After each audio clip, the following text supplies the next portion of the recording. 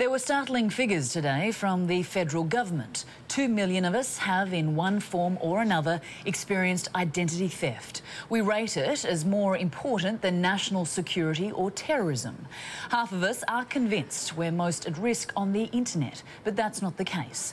Claire Brady on why Russian gangsters are genuinely interested in your garbage. In the right hands, it's worth thousands.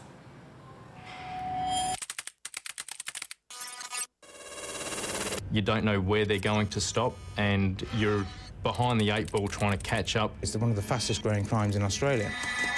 Garbage day, rows of green bins, all part of our suburban landscape. But for clever thieves, this street spells big money. Would people really rat through people's rubbish with the potato peels and everything to get someone's identity? In most cases, they would steal the rubbish. They would take the 2 or 3 bags of rubbish back to their house and search through it. And this is what they often find, the holy grail to your private accounts. Simple receipts can link crooks to thousands of your dollars. It's as simple as this. Account details found in household garbage on any street in Australia can end up in Russia, where identity fraud is close to a national industry. Numbers stolen out of your rubbish in Brisbane or Melbourne can end up as far away as Malaysia, where criminal gangs pay top price for your private details. It's all over, your money vanishes in a matter of minutes. Colin Backoff knows that sinking feeling. He's been hit twice by identity theft. Our credit cards ended up frozen, our accounts ended up frozen. It was a financial nightmare. His business accounts were stripped of $100,000, $50,000 in a matter of weeks. Missing funds out of the accounts that we weren't aware of at the stage of the transactions happening. So we've physically lost account customers that no longer give us credit terms, so that obviously makes a big impact on your business. And he's not alone when it comes to jumping at shadows. Ryan Herbert has also been burnt by identity thieves and now owes $20,000. Whoever did this under my name had bought a whole bunch of jewellery, had bought TVs, had bought, had hospital visits, had bought mobile phones, had just gone, nuts with my name and my details, yeah. Within weeks, thieves had not only racked up debts, but cost Ryan his credit rating.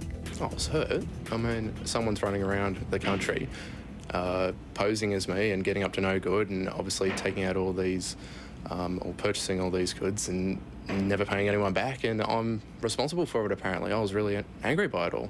The leaders in that market at the moment are Malaysian crime gangs and East Russian crime gangs. Shane Ringen has 20 years in policing. Now he advises private companies worldwide about the dangers lurking in their bins. Particularly in terms of Malaysian crime gangs, we get mules come over from Malaysia with these card details, purchase products from Australian retailers and then leave the country with the goods. Matt Young's garbage had the lot, a licence to print money. What would they glean out of this?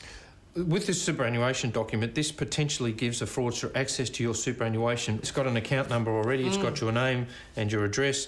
All I need to do at the first instance is obtain an expiry number. That's a very quick process and I can do that within probably 2 to 3 minutes on the internet. While we sleep, organised gangs are running what experts call dumpster dives. And for fraudsters, dumpster dives make an old adage ring true, that one man's trash is another man's treasure. It's become a major issue in the US and the UK. Peter Campbell specialises in the area here in Australia, where a recent survey showed 75% of households and businesses were throwing out enough personal information to put them at risk of identity fraud. The identity thief doesn't really necessarily target any particular economic group. The idea behind identity theft is to assume an identity to gain credit. You nervous? I am. Nothing gets thrown out. We've got a shredder at home, we've got a open fire at home, and everything either gets shredded or burnt before it goes out. Trust is good, but control is better. Indeed.